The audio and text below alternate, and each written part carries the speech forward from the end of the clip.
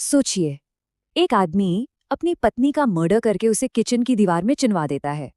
उससे लगता है उसने एक परफेक्ट मर्डर किया है, एक ऐसा राज जो कभी किसी को पता नहीं चलेगा। लेकिन उससे एक बहुत छोटी सी गलती हो गई, एक मामूली सी भूल। कागज का एक छोटा सा मोड़ा तोड़ा टुकड़ा, और बस यही टुकड़ा उसकी पूरी की पूरी साजिश पर पानी फेर देता है। तो चलिए देखते हैं इस कातिल की टू डू लिस्ट की कहानी।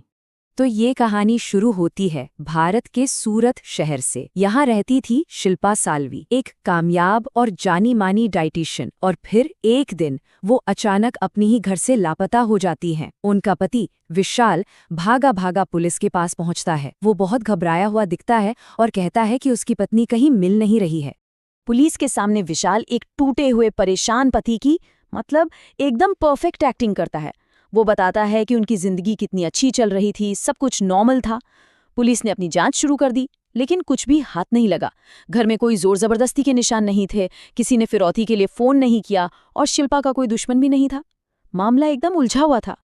देखते देखते 48 घंटे बीत गए। विशाल की कहानी में कोई भी झोल नहीं था।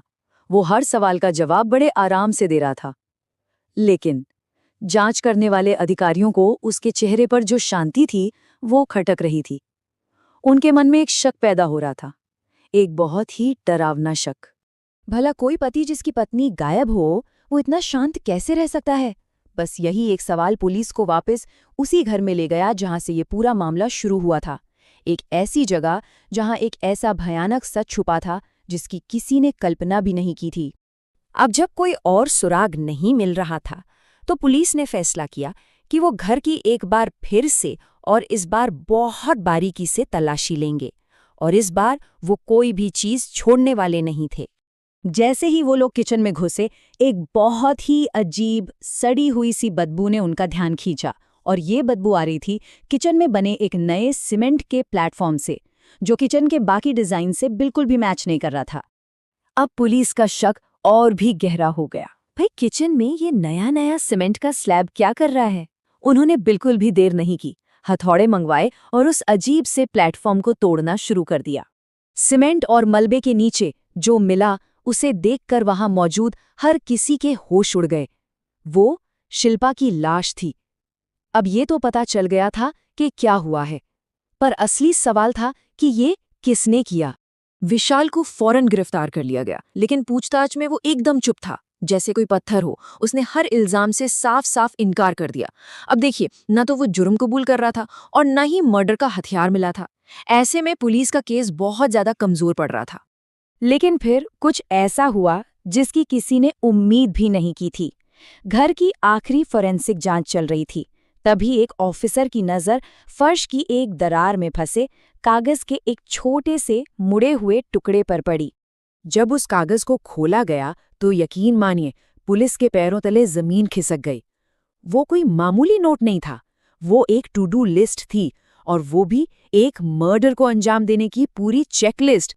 और सबसे बड़ी बात, वो विशाल की ही हैंडराइटिंग में थी। उस छोटी सी पर्ची पर सब कुछ लिखा था, step by step. Step 1, Shilpa को काबू में करना। स्टेप 2, लाश को छिपाना। स्टेप 3, सीमेंट का प्लेटफॉर्म बनाना। और स्टेप 4, पुलिस के पास जाकर गुमशुदगी की रिपोर्ट लिखवाना। मतलब उसने अपने ही जुर्म का पूरा प्लान खुद लिखकर रख दिया था, और यही उसकी सबसे बड़ी गलती बन गई। कागज का यही छोटा सा टुकड़ा वो पक्का सबूत था जिसकी पुलिस को कब से तलाश थी। सोचिए, एक परफेक्ट मर्डर का प्लान बनाने वाले ने एक कितनी बेवकूफ़ी भरी गलती कर दी, जिसने उसकी किस्मत का फैसला कर दिया। तो जैसे ही विशाल के सामने उसकी अपनी हैंडराइटिंग में लिखा हुआ वो प्लान रखा गया, उसका सारा नकाब उतर गया।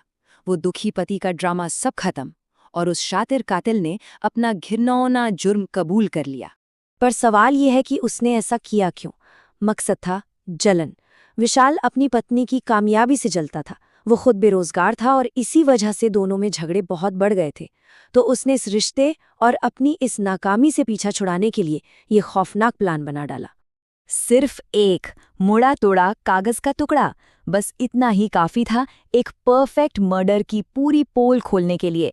इसी एक पर्ची ने विशाल के हर झूठ का पर्दाफाश कर दिया और ये साबित कर दिया कि ये सब उसने जानबूझकर पूरी प्लानिंग के साथ किया था।